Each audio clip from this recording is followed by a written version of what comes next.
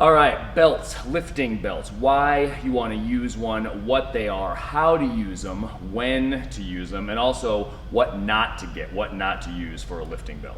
You know, it's exciting. All right, first the why, and we're not going to go too deeply into the benefits of having your abs have something to contract against and intra-abdominal pressure and how a belt helps with that, and the idea of hoop stress. All those are useful things, but suffice to say a belt helps you provide rigidity.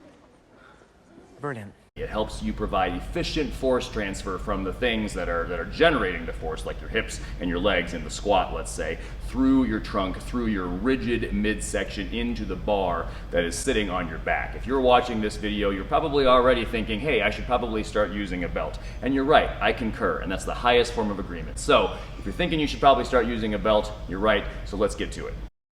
What to use for a belt. There are a couple of basic options, pretty much 4 inches wide and 3 inches wide. So this belt right here, this is mine. It's a 4-inch wide belt. This is a solid option.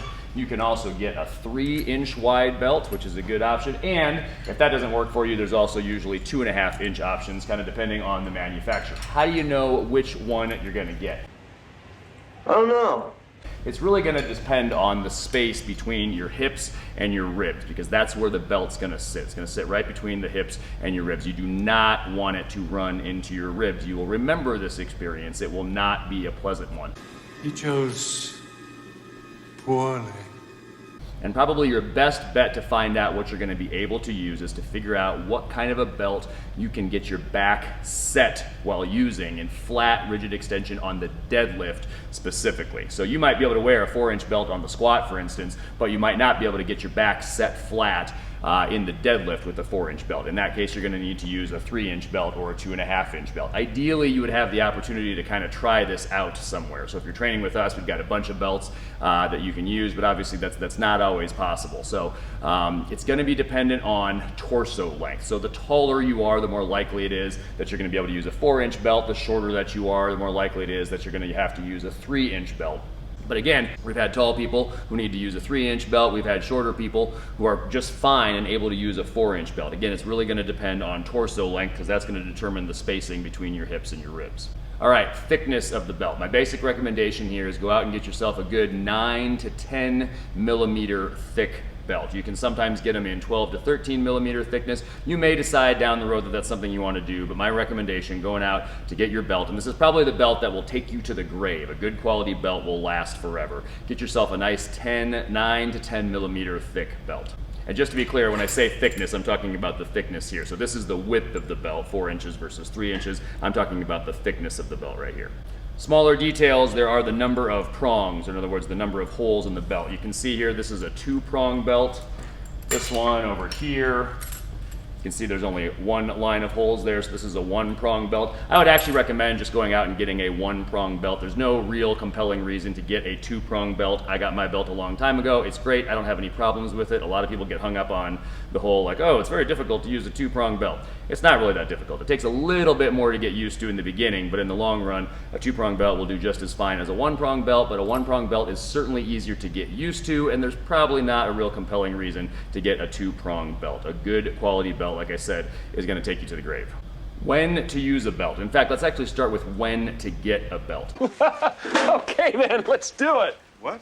Most belt companies, it's going to take a little while for that belt to come in. Now, some belt companies, and we'll list some quality companies that we recommend below, some of them will have some stock sizes available. So in that case, you might get your belt in a couple days. But a lot of times it's going to take a couple of weeks. And this is especially true if you order a custom belt. You know, if you want your belt to say like Princess on it or something really cool like that, right? That's going to take a little bit to show up. So my recommendation is when you start training, just order a belt then, all right? It's gonna take a little while to show up. Maybe it'll show up, let's say, in a month, and about a month in, you're probably gonna wanna have that belt. Things will have started to get heavy enough that having a belt at that point will be a real useful training tool for you. So that's when you should probably get a belt. What about when you use a belt in your training? Here's an easy rule of thumb. Put your belt on for your last warm-up and then keep that belt on for all of your work sets as well. That way the only variable changing from your last warm-up to your work set is simply the weight. You're not changing the variable of how the lift feels as well as the weight, because it is going to feel a little bit different with the belt on. So a good rule of thumb is put your belt on for your last warm-up as well as all of your work sets. And over time, you're going to develop your own preferences. You may decide to put on your belt earlier than that, and that is totally fine. You'll have your belt on for your last warm-up and for your work sets. And in general, you can loosen the belt or even take it off entirely in between work sets. My preference is to not keep my belt on in between work sets.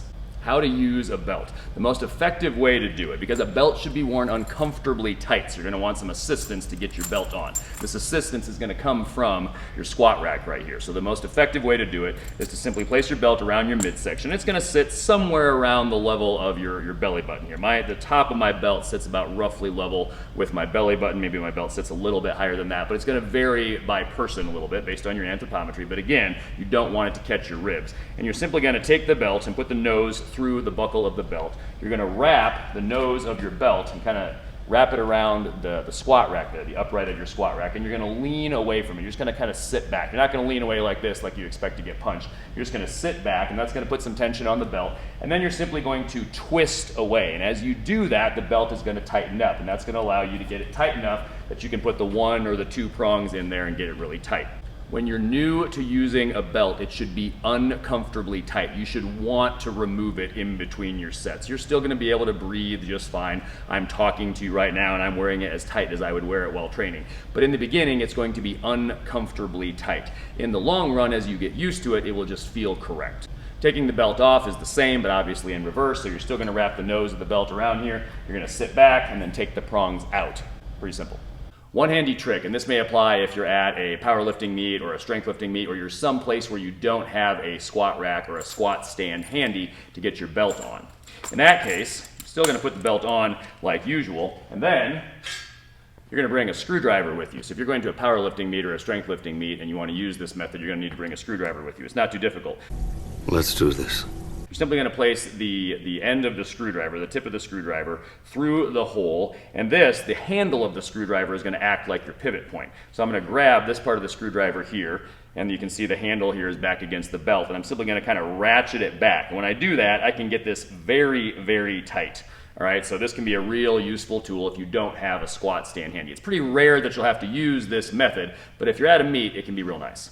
All right, so we've covered how to use the belt in terms of how do we get the belt on, how do we take it off, when do we put it on, that type of stuff. But how do we use the belt in terms of how do we execute the lift? In other words, once the belt is actually on, what do we do? And the answer is, it is not complicated. Keep it simple. You're simply going to take a big breath, get tight, in other words, clamp down on your abs. You're going to hold your breath against a closed glottis. You can do this with an open or a closed mouth. You're just going to take a big breath and get tight just like that. It has nothing to do with puffed out cheeks or anything like that.